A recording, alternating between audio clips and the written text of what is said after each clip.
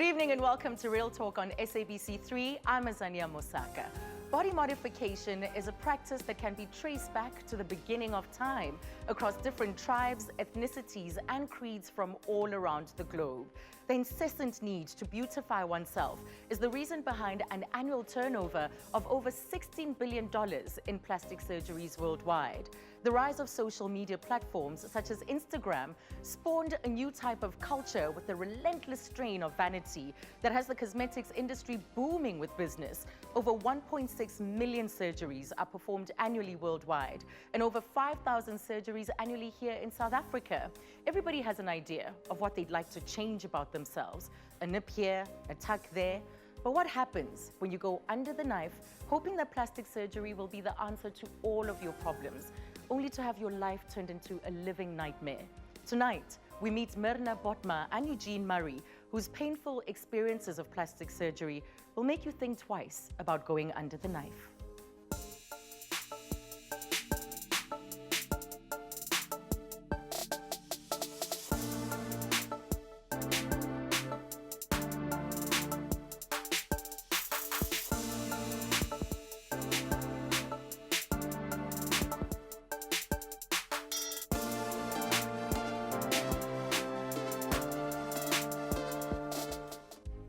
My first guest, Myrna, joins me on the couch. Myrna, welcome to Real Talk. Thank you so much for having me. I must say, I absolutely admire your courage to be able to come here and tell us your story.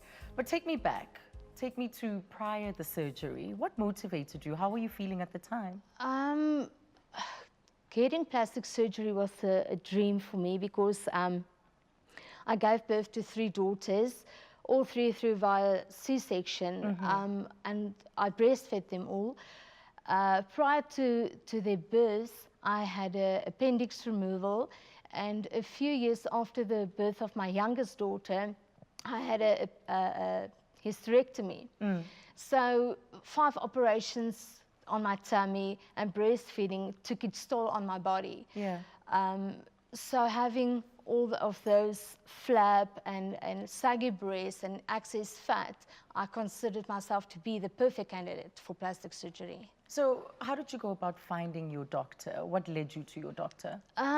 Firstly, when my husband's mother passed away, he inherited some money, and knowing that it was my dream to have this surgery, he gave me some of the money and he said, go have it, it's your dream. Right. So I felt so excited, you know, can get this done. Actually, I can't explain the excitement I had.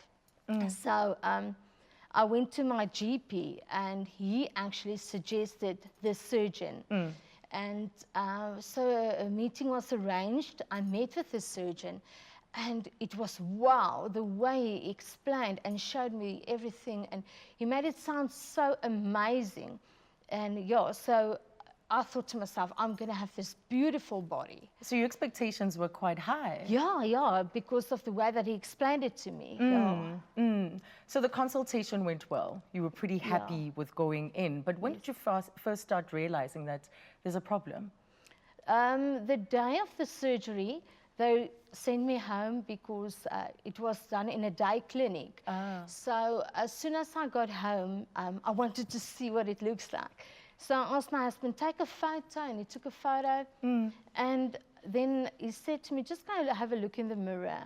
And I went, and immediately I saw there weren't any liposuction done. All the fat on the top part of my tummy was still present. The fat on the side of my breast was still there.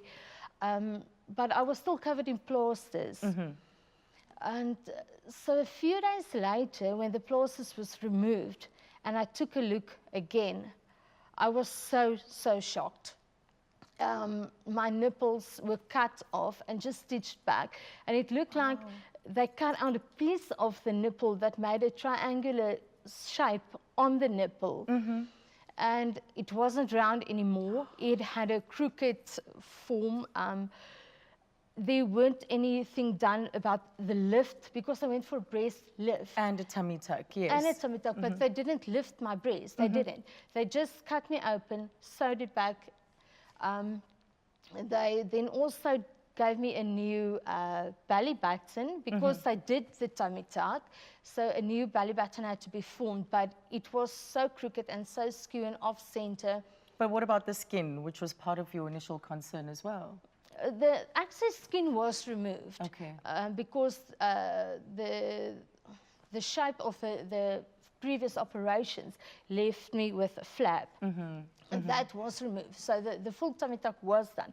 But the scarring was terrible, terrible. It made a W form. Right. So it looked like I had bumps at the back and in the front. You must have been devastated. I was. I really was. So how were you feeling at the time, especially with the realization that even with the healing, it wasn't improving? The doctor said I must give it time, six months. 6 months? Yeah, he said because of the swelling and the healing takes time. So he suggested 6 months. I kept going back and forth to this doctor, then that doctor. It was a never-ending story. And then initially I realized it just looked worse. It's never going to get better. Did you ever consider correcting this surgery? I did, but then I felt ashamed of the fact that taking so much money for the first operation, and I thought to myself, how can you be that selfish to take money again and go back to the same doctor and risking it all again? Right. So what's life been like since then? Because obviously what led you to do the surgery initially was to change how you felt and how you looked. It was very hard. I just thought, please. Sure, we can do that. It was very, very hard. I was admitted into a psychiatric facility for, I can't speak. Are you all right? Is it bringing back all those hard memories? Because Yeah. it's been a long journey of recovery. Yeah. So that's the period when you had depression. Yeah. I was treated for severe depression because I was newlywed. I lived in constant fear of my husband going to leave me or reject me because of the way that I looked. Yeah. It was terrible. Not only for me, but for my children, my husband as well, because I thought, you know, I wanted to warn the people. And I went to the press, and the people were so mean and so rude and so judgmental towards me and my family. The name calling, it was, oh, I can't Why would explain. people call you names? Because you called this doctor out? Yeah, because I actually sent my photographs in. So I showed the world what was going on. Marina, you are so courageous. I just want to tell you that. You're courageous not only for being here, but for taking a stand for what happened to you. Because obviously he has other patients, and hence you being here today. Is that why you wanted to be here? After I went to the press, I can't believe the amount of people that came forward and said, thank you. I got so many emails, so many SMSs, phone calls, people thanking me, saying, wow, I can't believe you did this. You opened the door for us. So many people came forward. So you got a tattoo. Was that to change how the scarring looked? Or was it also a symbol for you? I came to realize that no matter what I do, I will never be able to change what I look like. So I had to deal with what I look like. And I decided to get this tattoo. And yeah, actually, it made me feel so much better about myself. About my breast, I can't do anything. I can't change the scoring, nothing. But at least now I can face myself in a mirror. Yeah. You also have a singing career. I had. Had. And have you left that as a result of the surgery? Yeah, what happened was, because I felt so ashamed, and I thought to myself, being on stage, everybody would see through what, So I just gave up on that. So how's the road to gaining your confidence again? How's that been? Is it everyday work? Is it steady, step-by-step work daily? It's been 8 years. of hell. But yeah, now at least I appreciate myself now. I know who I am. And at least I know who I am is who I am, not what my body looks like. You're a beautiful person. Thank you for being here. Thank you. Deeply, deeply appreciated. Thank you, Myrna. Well, imagine waking up to no sensation in your leg, only to be told that your leg needs to be amputated or else you're going to die. After the break, Eugene Murray joins us in studio to share his story of how plastic surgery changed his life forever. See you after the break.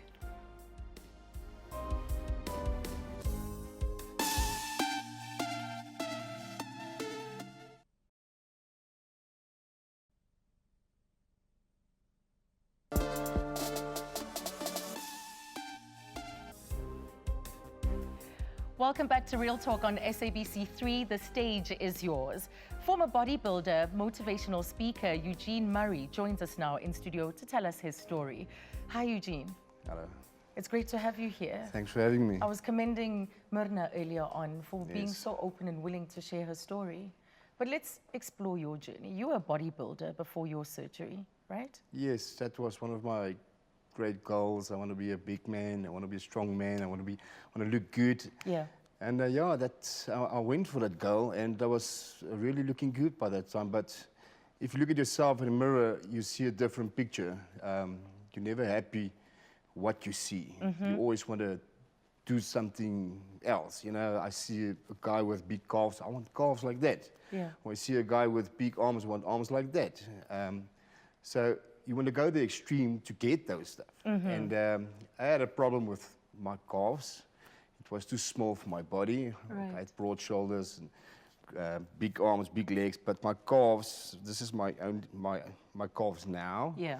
But before I wanted bigger calves, so I could look much better. So that's the surgery you ended up getting? Yes. So yeah, so I went to see a doctor, a plastic surgeon.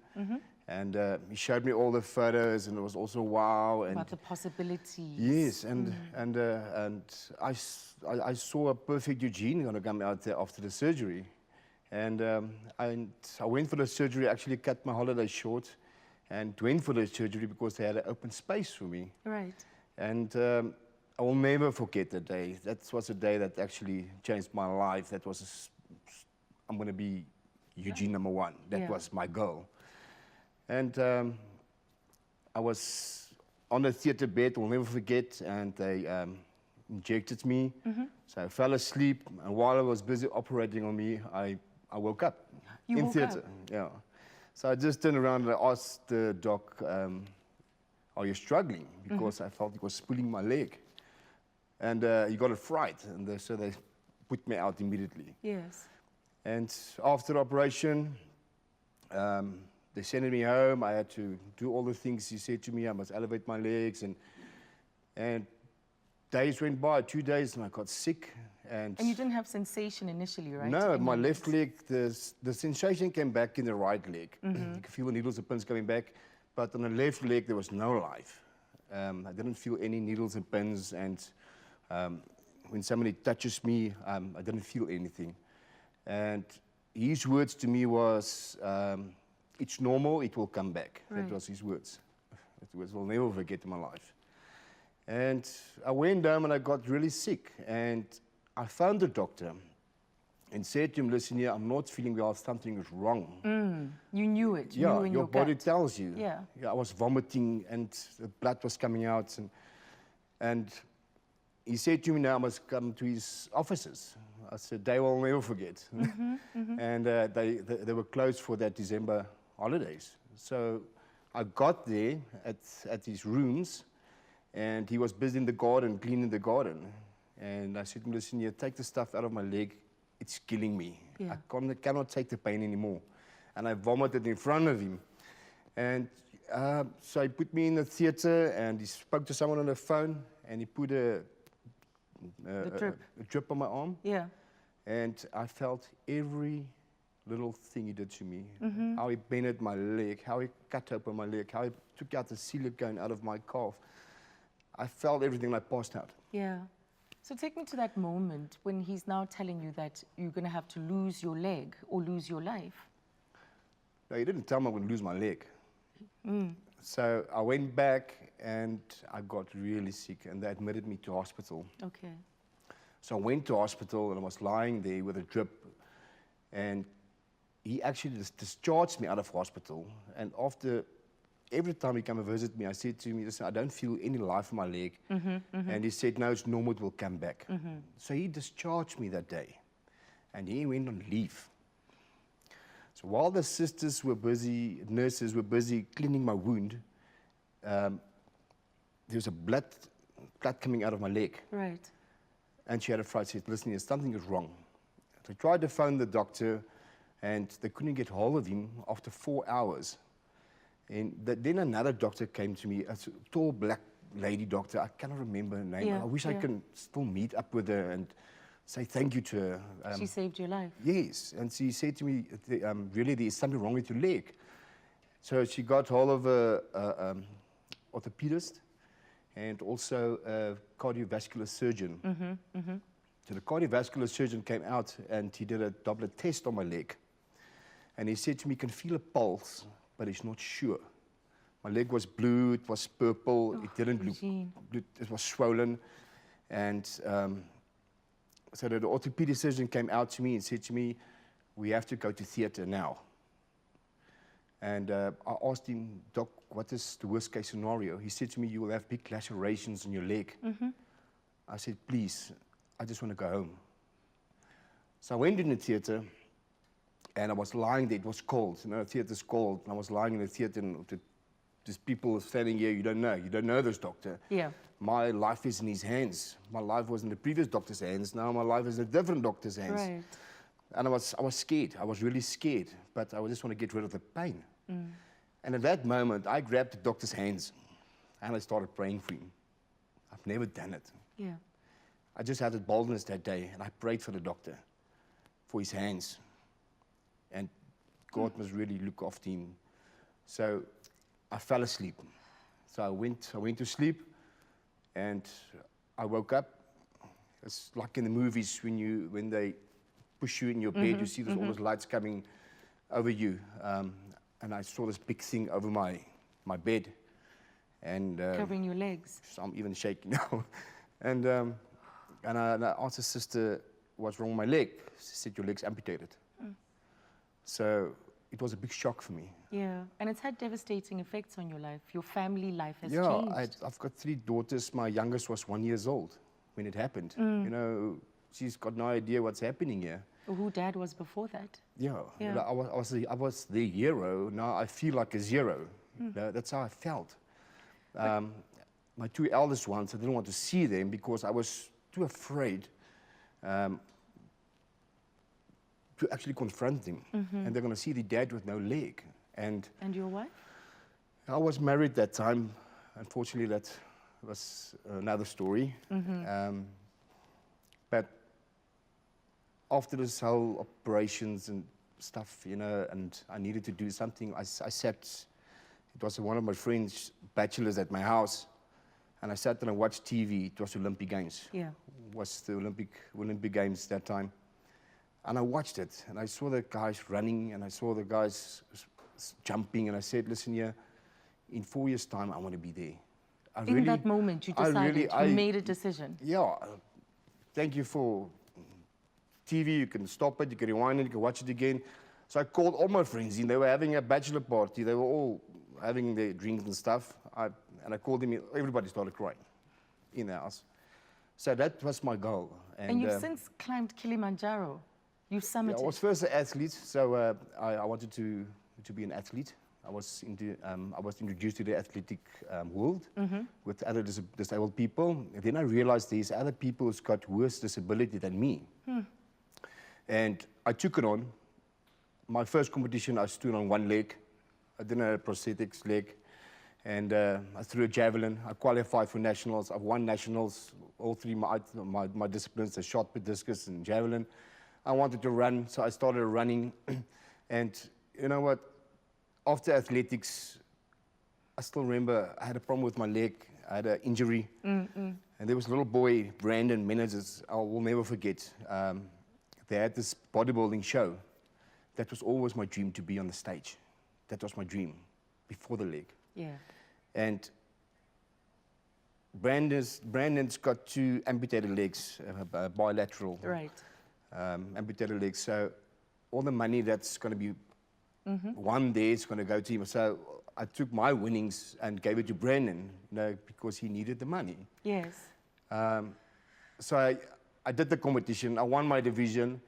I was very proud of it. And you changed his life. And I You changed his life. Yes. He's a And little you boy. continue to do all this great work, especially with helping other people get the right kind of prosthetic. Eugene, you're sitting there on the couch today, a fantastic reminder that whatever adversity we face, it's possible for us to overcome. Thank you so much. It's a great, great pleasure. Thank you. Thank you for being here. Wow. Thank you. Well, Eugene's story, I think, is a living testament of turning lemons that life throws at you into lemonade. And I hope that his story of turning loss into triumph will inspire you at home to find the strength within you to rise above whatever adversity stands in front of you.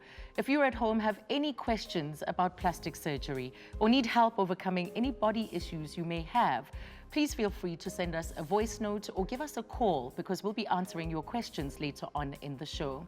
After the break, Dr. Mark Steinman joins in on the conversation to demystify some of the misconceptions around plastic surgery. So stay tuned.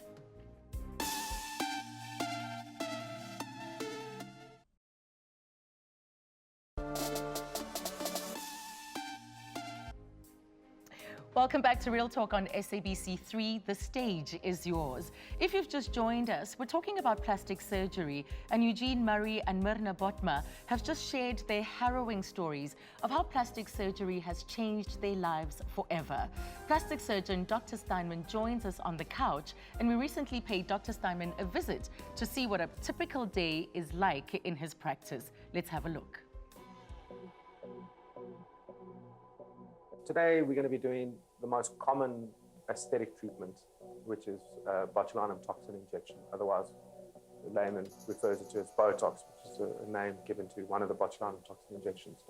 And the reason why Botox is so popular is that it's quick, it's relatively painless, and the results, you normally see results in about 5 or 6 days. It lasts about 3 to 6 months.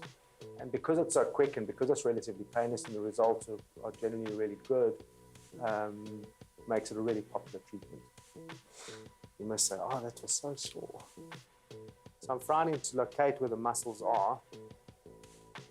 So you really have a good understanding of the anatomy of the face. And then you've got to raise your forehead. So what I'm basically seeing is a location of the relax, of the muscles. And then we very carefully, in these ones, place the Botox fairly superficially in the skin. You must understand that because it's paralyzing the muscles of the face, if a patient smiles, Lisa. If she smiles, if I inject Botox all around here, it'll look like she's had a stroke because I've paralyzed those muscles. So you've got to very carefully select where you inject. So that's why it requires someone that knows what they're doing. She shouldn't lie down for the next 4 hours, and she should avoid any exercise for 48 hours. And that's it. Welcome to Real Talk, Dr. Steinman. Thanks for having me. So we've just seen you conduct a Botox procedure. Yeah. It's hugely popular, isn't it? Extremely. Probably the #1 aesthetic treatment worldwide. But what are patients coming to you for mostly? So my practice is specialized pretty much in the breast aesthetic world, but as a plastic and reconstructive surgeon, we offer both surgical and non-surgical treatments. Right, because we do have these non-invasive options increasingly available. And as a plastic surgeon, aesthetic treatments encompasses both surgery and non-surgical treatments. Right. Certainly my practice, the most common is surgery. So as I said, breast cosmetic surgery. But Botox is also, in my practice, still is extremely popular. Well, you heard Eugene's and Myrna's story. That must have been difficult for people like you in your profession, because people come with their dreams in your hands. They place them in your hands. So what makes for a good candidate? So, I was touching on the fact that the social media skews public's perceptions of what is normal and what is acceptable. Or healthy self-image. Yeah, so it's not that patients have unrealistic expectations, they don't fully understand. And it's our job as professionals to explain to patients whether they are not good candidates for a surgical procedure. And that's really our job. And for instance, in my consultation process, I spend a great deal of time running through the risks and complications of whatever procedure or concern that, you know, What that they're are coming for. those? You know, in 2007, we saw Kanye West lose his mother, also undergoing surgery, and in her case, it was liposuction. So what are some of the risks? And I imagine you also a lot of people come to you with a number of misconceptions. 100%. And I mean, hit the nail on the head. Liposuction is where patients, I think, have got one of the most skewed perceptions of what can be done and what cannot be done. Yeah. Liposuction is technically quite a difficult process to learn as a trainee plastic surgeon. Unfortunately, in South Africa, we have doctors that are not trained plastic surgeons that are performing liposuction, and it's quite sad. We see the complications and we treat them, and people need to know that liposuction is not for everybody. And patients feel if they're overweight, even if they know that they're clinically obese and their general practitioners have advised them that they need to lose weight, they still have this belief that a plastic surgeon can suddenly just remove 10, 20, 30 kilograms and make them look amazing. So a lot of it also has to do with managing expectations. Exactly. Precisely for what you've just said now. And sadly, some practitioners that are untrained will say, of course I can do that and we can do that, which is our fault as aesthetic guys, as plastic surgeons, as professionals. We need to learn to say no. And you know, one of my good friends and profs told me that, and it's stuck with me throughout my career. Yes. You have to just learn to say no. And I'd rather have an unhappy patient walk out because I didn't offer her any treatment than someone have a complication that I know she's going to get. Yes. And I think that's how I've always lived, you know, that's how I've always run my career. So apart from it being your career, do you know what it's like to be on the patient side? No, not personally from cosmetic surgery point of view. But I hear stories all the time. I met Eugene, he's a great guy. We spoke about training and, you know, it's real people. We're all real people. So the consultation process with the doctor needs to be real and you have to be open and honest about what can be done and what cannot be done. So are there organizations that protect patients then? Where do we turn to verify, to make sure that the aesthetic practitioners that we're visiting have the right qualifications? Number one, you can phone the Health Professions Council of South Africa and they'll tell you what qualifications the doctor has. Yes. In South Africa, we are proud, well, I am proudly part of an association called the Plastic and Reconstructive Surgeons of South Africa. You have to get invited to that a couple of years after you've only qualified as a plastic surgeon. I see. And they've got a great website where you can look up and actually check that your surgeon is actually fully qualified. Yes, well, we'll talk more a little bit later because you'll be back to field some of those hard questions from our viewers. Well, I certainly have learned a thing or two from Dr. Steinman, and I hope that you at home did as well. Dr. Steinman will be joining us later to answer your questions, so drop us those voice notes. This is Real Talk, and we'll see you after the break.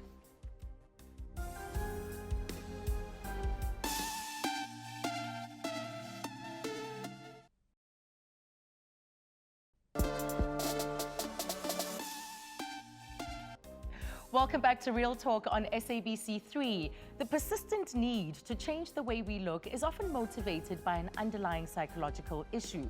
Joining me on the couch to give us some insights of body identity and body dysmorphia is clinical psychologist Nompumelelo Prudence Kubeka. Thank you so much for being here, Nompumelelo. Thank you so much for having me. You know, plastic surgery or other types of procedures have become very mainstream. You know, people talk about bleaching their skin or having undergone the knife.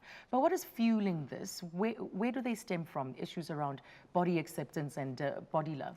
I think the most important thing and the two elements that are very important is physical and also the mental well-being. You're right. And how they both connect with each other. How a person views themselves as a whole, not just the physique, but also emotionally. How do they think and feel about themselves? And how do they think on how people view them and how they connect all of that? And where it stems from, I think it also comes from a point of media, social media now, in terms of like your Facebook, your Instagram, even WhatsApp has statuses now. So, Yes.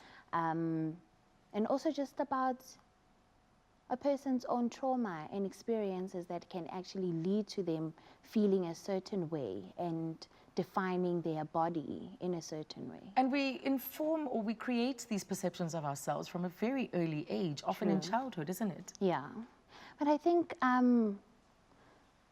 yes, we do create them, but also the environment does that.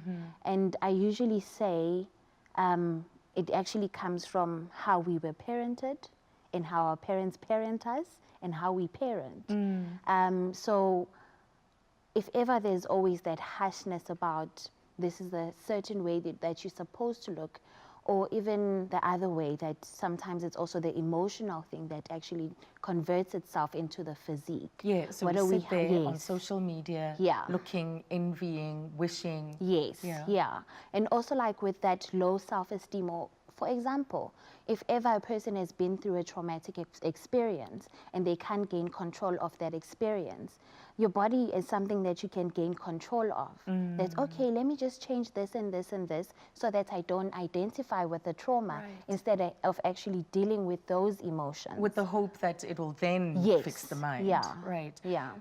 We are also seeing figures that body dysmorphia, we have a better understanding Yeah. of this condition, that more and more people have this condition. How would Yeah. you define it? What is it?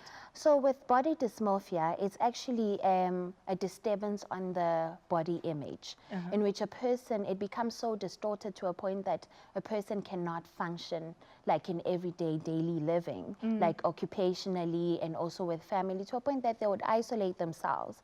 And for example, with two of the guests that spoke today, in terms of I would withdraw. I didn't want my children to see me because I wasn't the same. Or I stopped singing because this happened to me. So it results in that isolation and withdrawal to a point that a person feels that people don't see them for who they are, but they see those small things that they have. Oh, and so you I see. know, So the issues that we have Yeah. are enlarged to us. Yes. We have the incorrect image or understanding Yeah. of how we actually are. Yes, and sometimes, you know, sometimes it's things that we can pick up ourselves, but other people can't see. But it also goes back to the mental stuff and also the emotional stuff on how we perceive ourselves. So would you say that a good starting point before considering surgery or any other procedure is to start perhaps with a psychological consultation? Yes, yeah. I think working towards those issues, and don't get me wrong, Yeah. there's people that want to get plastic surgery or anything like that because they want to appear good and they've worked on themselves. But I think the most important thing before that is just to have that consultation and find out, is there something that I need to work on, or am I just doing it for me? Yeah. Yeah. So we have an understanding of what motivates or what's driving Yeah. the need to do Yeah, that. because what happens is, after plastic surgery, a person goes back to those same emotions. And it's like, oh, this didn't work out. Yeah. But it has to start from within and then to the physique. So the thoughts that we had before about ourselves remain. Yeah. That's incredible. So then where is its place then in terms of helping us in our self-image? Where is the place? How should we locate the value of plastic surgery in how we regard ourselves? I think the most important thing, as I've said, is that start from within. And then after that, when you feel that, and sometimes some people would actually say, maybe there wasn't a need for it.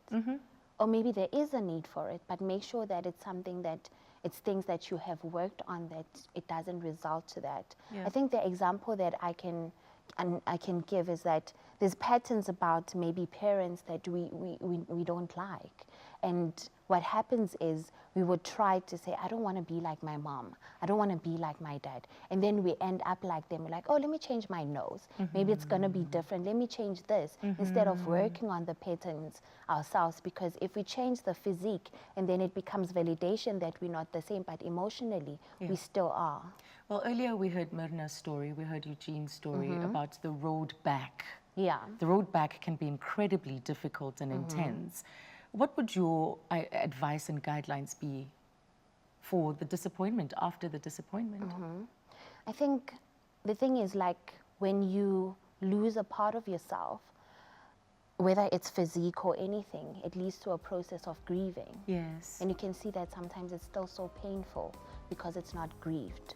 So it's a matter of getting to know your new self that doesn't have that part, and also learning to forgive yourself for going through that surgery and that it didn't work out. Wow. Mpumelelo, thank you so much. You're Thank you for being here. Well, after the break, we'll be answering some of your questions about plastic surgery and body issues. Stay tuned.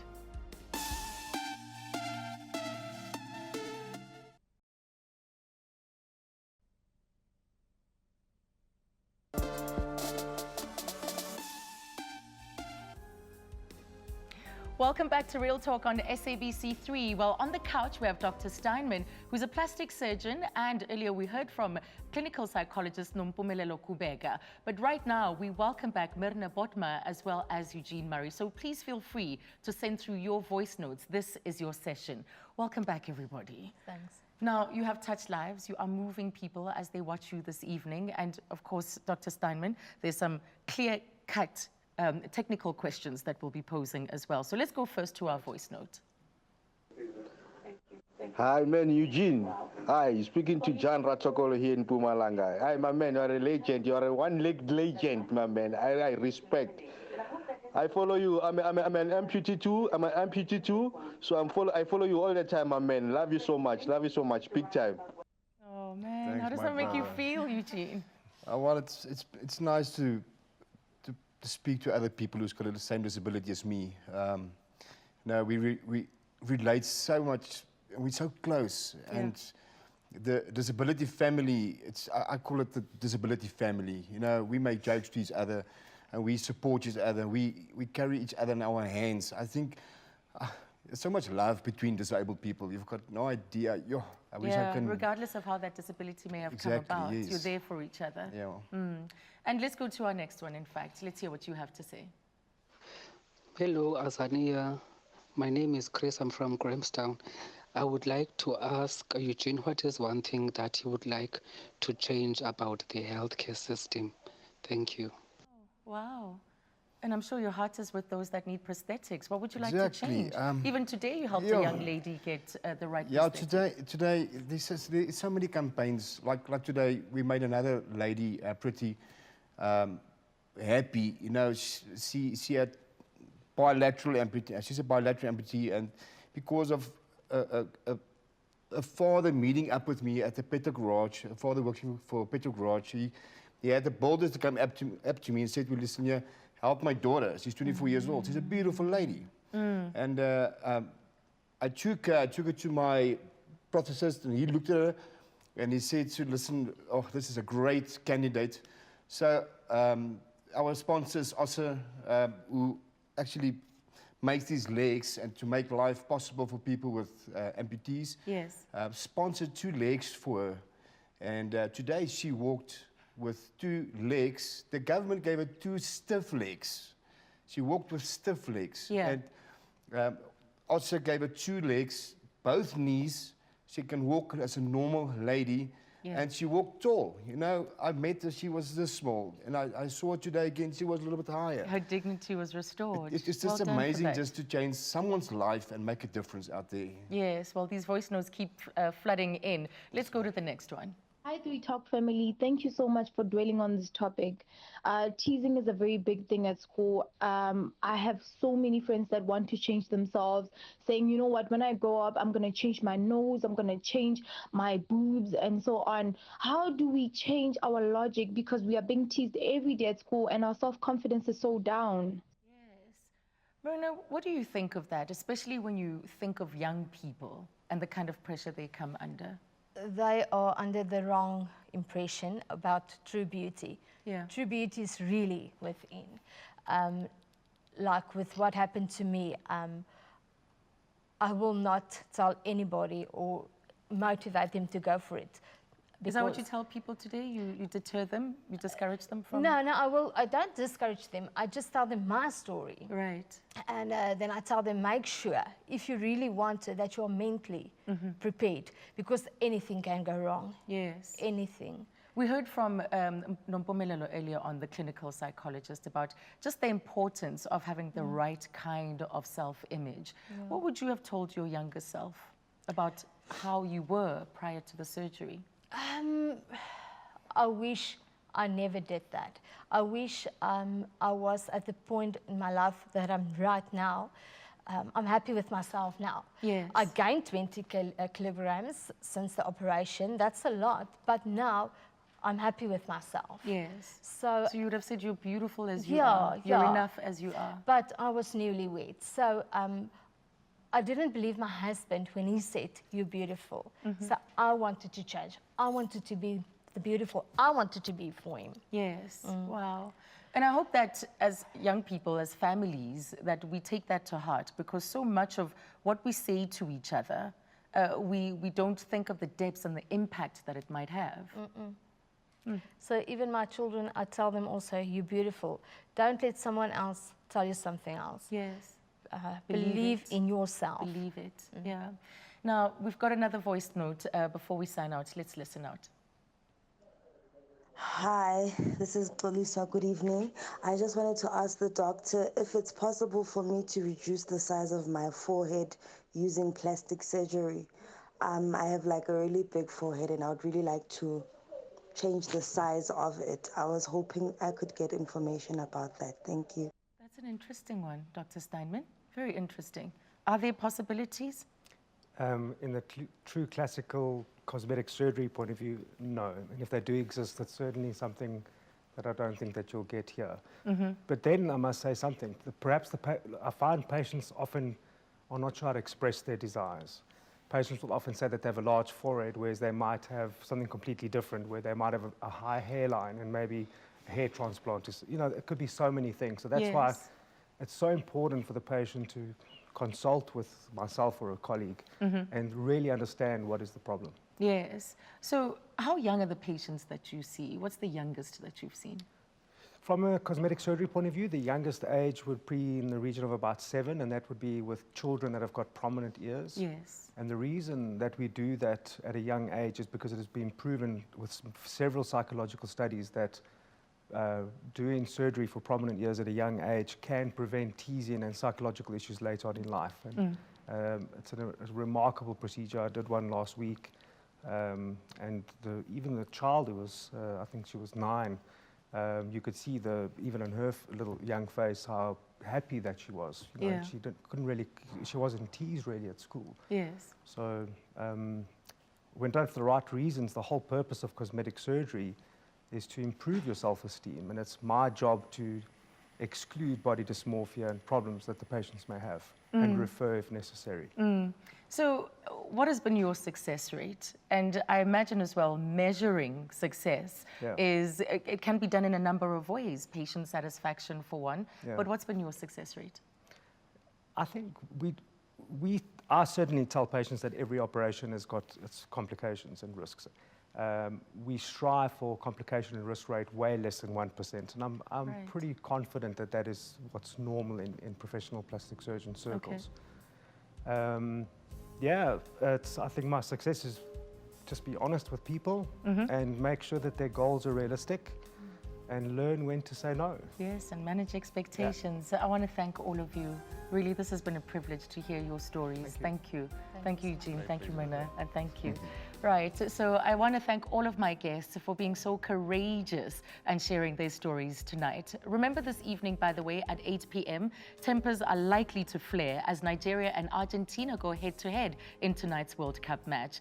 I hope you'll be watching, because I'll certainly be glued to my screen. Tomorrow, we have talented jazz legend Judith Supuma, and she'll be joining me in studio, and I know you don't want to miss it. So we have a date tomorrow at 6 p.m. right here on SABC3. From me, Azania, and the Real Talk team, it certainly has been real. Good night and God bless.